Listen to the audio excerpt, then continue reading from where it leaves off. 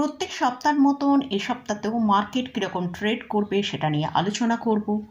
Nifty, bank নিফটির important level নিয়ে discuss করব।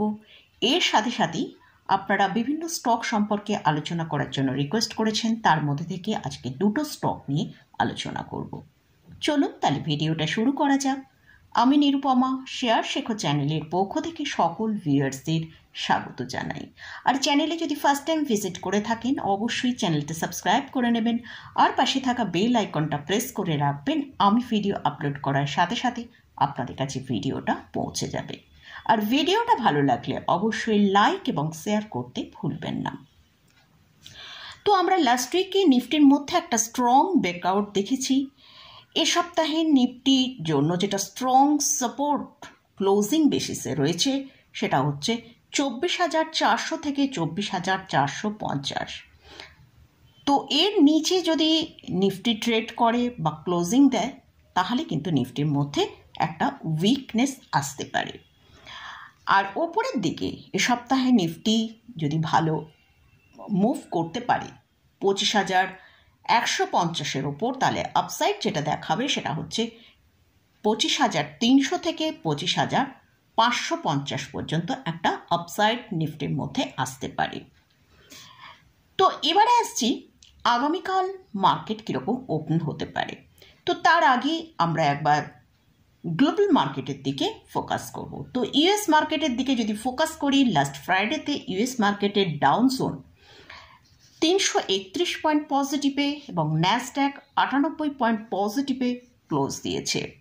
এছাড়াও গিফট নিফটি আমরা দেখতে পাচ্ছি 37 পয়েন্ট পজিটিভে ক্লোজ হয়েছে। তো আগামীকাল হয়তো আমরা নিফটির মধ্যে একটা পজিটিভ ওপেনিং দেখতে পেতে পারি। যদি নিফটি 25,115-র ওপর ট্রেড করে সাস্টেন করতে পারে তাহলে কিন্তু নিফটির মধ্যে ভালো একটা আপমুভ আসতে পারে, যেটা ওপরের দিকে 25,200 থেকে 25,250 পর্যন্ত আপসাইড আমরা মানডে মার্কেটেই দেখতে পেতে পারি। আর নিফটির জন্য আগামীকাল যে স্ট্রং সাপোর্টটা রয়েছে সেটা হচ্ছে 24,850। যতক্ষণ নিফটি এই 24,850-এর ওপর ট্রেড করবে এবং থাকবে ততক্ষণ কিন্তু আমরা কোনো রকম চিন্তার কিছু নেই। যদি এই 24,850-কে ব্রেক করে তাহলে কিন্তু মার্কেটের মধ্যে ভালো সেলিং আসার সম্ভাবনা আছে। এবারে আসছে ব্যাংক নিফটি। ব্যাংক নিফটি কিন্তু আমরা বেশ কয়েকদিন ধরেই দেখছি ব্যাংক নিফটি সেরকম ভালো ট্রেড করছে না, একটা ছোট্ট রেঞ্জের মধ্যে ট্রেড করছে এবং বারবারই তার সাপোর্ট লেভেলের নিচে চলে যাচ্ছে। আগামীকাল যদি ব্যাংক নিফটি 55,600-র ওপর ট্রেড করে সাস্টেন করতে পারে তাহলেই ব্যাংক নিফটি ভালো আপসাইড মুভ দেখতে পেতে পারি, যেটা হচ্ছে ওপরের দিকে 55,800 থেকে 55,900 পর্যন্ত একটা আপসাইড আমরা দেখতে পেতে পারি। আর নিচের দিকে ব্যাংক নিফটির জন্য এখন যেটা স্ট্রং সাপোর্ট সেটা হচ্ছে 55,000 থেকে 55,050। এটা হচ্ছে স্ট্রং সাপোর্ট। যদি এই সাপোর্টটা মেনটেন করতে পারি তাহলে আমরা হয়তো আপসাইড দেখতে পেতে পারি, কিন্তু যদি এই সাপোর্টটা ব্রেক করে তাহলে নিচের দিকে আমরা ব্যাংক নিফটিকে 850 পর্যন্ত নিচের দিকে আসতে পারে। তো এটা হলো নিফটি এবং ব্যাংক নিফটি নিয়ে আলোচনা করলাম। এবার দুটো স্টক নিয়ে আসছি, যে দুটো স্টকই আপনারা আলোচনা করার জন্য রিকোয়েস্ট করেছেন, তবে এই দুটো স্টক ট্রেডিং বেসিসে আপনাদের সাথে আলোচনা করছি। ফার্স্ট যে স্টকটা নিয়ে আলোচনা করছি সেটা হচ্ছে ভেল ভারত হেভি ইলেকট্রনিক্স লিমিটেড। এটা একটা লার্জ ক্যাপ স্টক। এদের মার্কেট ক্যাপিটালাইজেশন প্রায় 85,000 করোড়ের ওপর। এই স্টকের মধ্যে আমরা লাস্ট ফ্রাইডেতে কিন্তু একটা ভালো র্যালি দেখেছিলাম, প্রায় 2%-এর ওপর র্যালি দেখিয়েছে। স্টকের এখন কারেন্ট প্রাইস চলছে 250 টাকা। তো স্টকটা কিন্তু একটা খুব ভালো সাপোর্ট জায়গাতে কিন্তু রয়েছে।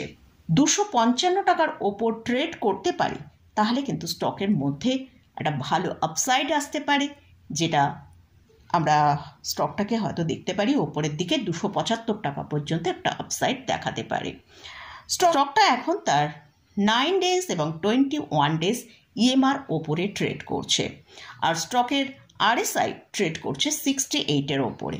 তো মোটামুটি স্টকের মধ্যে কিন্তু যদি আমরা দেখি 255 টাকা একটা ইম্পর্ট্যান্ট লেভেল, এর ওপরে যদি ট্রেড করে তাহলে কিন্তু আমরা 275 টাকা পর্যন্ত আপসাইড দেখতে পারি।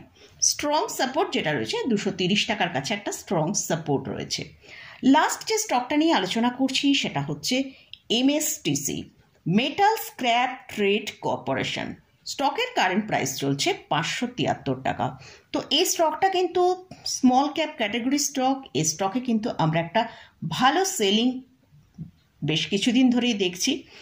স্টকটা তার হায়ার লেভেল থেকে আমরা দেখতে পাচ্ছি 60% ডিপ দেখিয়েছিল, সেখান থেকে একটু বাউন্স এখন এসেছে।